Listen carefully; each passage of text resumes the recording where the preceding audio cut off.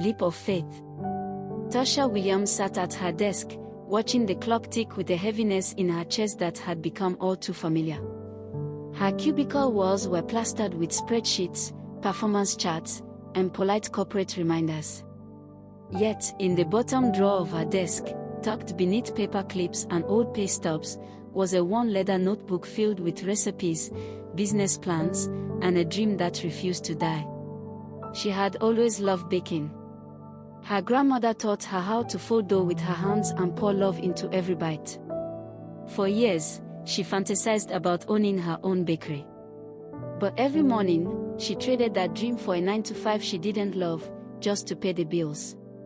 One rainy Friday, after another thankless meeting and a forced smile, something inside her snapped. She walked into her manager's office and said, "I'm resigning." The words stunned even her. "Tasha, are you sure?" Her manager blinked. "You've been here 8 years. That's not a decision you make lightly." "I know," she replied, her voice steady. "But I've been making safe decisions my whole life. And it's killing me." The following weeks were both terrifying and freeing.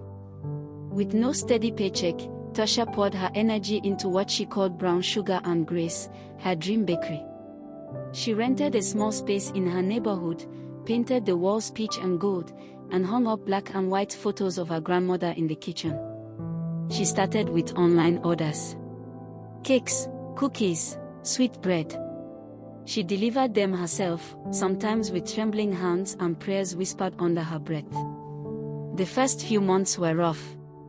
She stretched every dollar, went without sleep, and doubted herself constantly. But word began to spread. Her caramel banana bread caught fire on social media. A local influencer tagged her in a video saying, "Yo, this is the best pound cake I've ever tasted in my life." By the 6th month, lines wrapped around the block on weekends. Her little bakery became a sanctuary, warm music, the smell of cinnamon and butter, and a soft place for her community to gather. She hired 2 young girls from the neighborhood, both of whom had never had a job before. "You're not just baking," Tasha told them, "you're building something. Just like me." 1 year later, a local newspaper ran a full-page feature, "From Cubicle to Cupcakes, How One Woman Baked Her Way Back to Herself." Tasha hung the article on the bakery wall beneath a sign that read, "Dreams rise like dough, when you give them time and the right heat." She didn't have a boss anymore. She had purpose. And every time she flipped the open sign